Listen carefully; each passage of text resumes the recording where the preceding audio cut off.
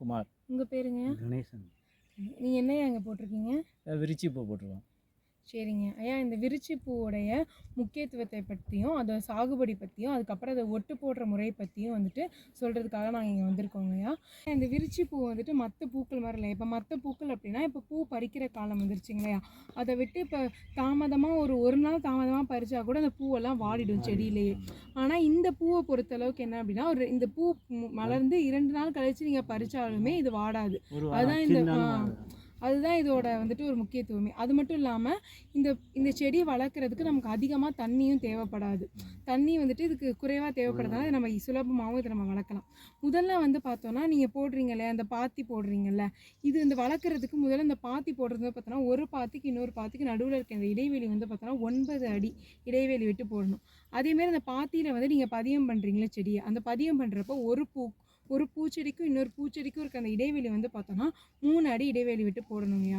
அது மட்டும் இல்லாமல் இப்போ நீங்கள் வந்துட்டு இதுக்கு தண்ணீர் விடுறீங்கல்ல, இதுக்கு குறைவான சதவீதம் தான் தண்ணி தேவைப்படுது. அப்படி இருக்கிறப்போ நீங்கள் வந்து பார்த்தோன்னா ட்ரிப் இரிகேஷன் சொட்டு நீர் பாசனத்தை பயன்படுத்தி நீங்கள் வந்து தண்ணீர் விடுறது மூலயமா தண்ணீருடைய அந்த தேவையும் இதுக்கு எவ்வளோ தேவையோ அது மட்டும் தான் போகும். அதே நேரத்தில் இந்த களைகள்லாம் இங்கே அதிகமாக வளர்ந்துருக்குங்க இல்லையா, இந்த களைகளுடைய பாதிப்பும் வந்து கம்மியாகும் நம்ம சொட்டு நீர் பாசனம் வந்து பயன்படுத்துறது மூலயமா. அதுக்கப்புறம் வந்துட்டு இங்கே வந்துட்டு வெறும் இந்த விரிச்சி பூ மட்டும் தான் போட்டிருக்கீங்க. இந்த பூ கூடயே சேர்த்துட்டு நம்ம வந்துட்டு வெங்காயம், அதுக்கப்புறம் தட்டைப்பயிறு, அதுக்கப்புறம் இந்த கருப்பு உளுந்து இருக்குல்ல அந்த உளுந்து, இதெல்லாம் நீங்கள் ஊடு பயிராக போடுறது மூலயமா உங்களுக்கு வந்துட்டு கூடுதலாகவும் உங்களுக்கு ஏதோ ஒரு மகசூல் கிடைக்கும். அப்போ இது வந்துட்டு சேலமில் வந்துட்டு ஒரு விவசாயி வந்து வெற்றிகரமாக பண்ணிகிட்ருக்காங்க. ஒரு 60 சென்ட் நிலத்தில் வந்துட்டு அவங்க வெற்றிகரமாக பண்ணிகிட்ருக்காங்க. அவங்க வந்துட்டு இந்த 60 சென்ட் நிலத்தில் இந்த இக்ஸோரான்னு சொல்லக்கூடிய இந்த விரிச்சி பூவையும் அப்புறம் வந்துட்டு வெங்காயம், அதுக்கப்புறம் வந்துட்டு தட்டைப்பயிறு, இது 3த்தையும் இதெல்லாம் சேர்த்து போட்டு அவங்க வந்துட்டு ஒரு வருஷத்துக்கு 1 லட்சம் வரையும் அவங்க வந்துட்டு ஈட்டிகிட்டு இருக்காங்க.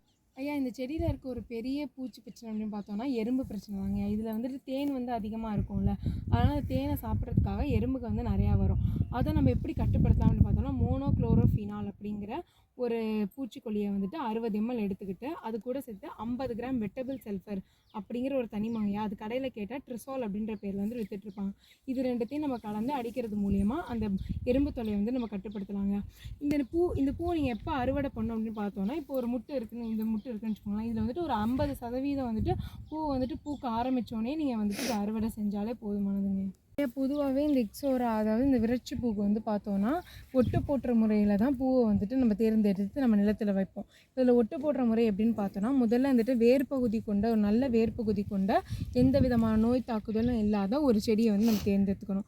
இந்த செடிக்கு வந்து பார்த்தோன்னா இந்த செடியுடைய நுனையை வந்துட்டு இப்படி நறுக்கி விட்டுட்டு இந்த இடத்துல வந்து பார்த்தோன்னா ஒரு செங்குத்தாக ஒரு இது போட்டுக்கணுங்கய்யா.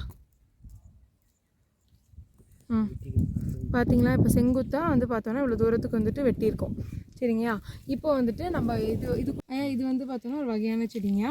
இதே இனத்தில் வேறு வகையான செடியிலேருந்து ஒரு பகுதியை வந்து நம்ம எடுத்துக்கிறோங்கய்யா. இதை வந்து பார்த்தோன்னா பென்சில் திக்னஸ் கொண்ட இந்த பகுதியில் வந்து பார்த்தோன்னா நல்லா இந்த மாதிரி சீவி விட்டுக்கணுங்கய்யா 2 சைடும்.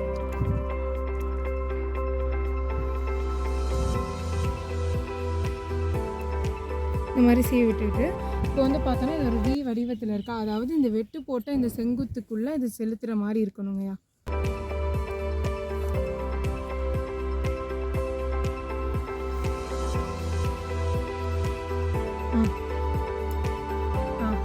உள்ள செலுத்தியாச்சுங்கய்யா.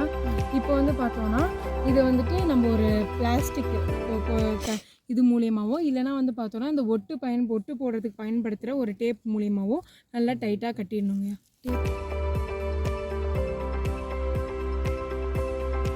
கோட்டை மதர் தெரசா கடையிலேருந்து எங்களுக்கு இந்த விரிச்சி பூ பதியம் போட்டு விவசாயம் பண்ணுறதை பற்றி விளக்கம் கொடுத்தாங்க.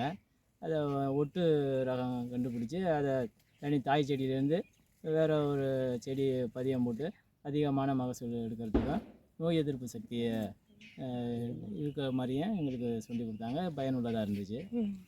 நன்றி.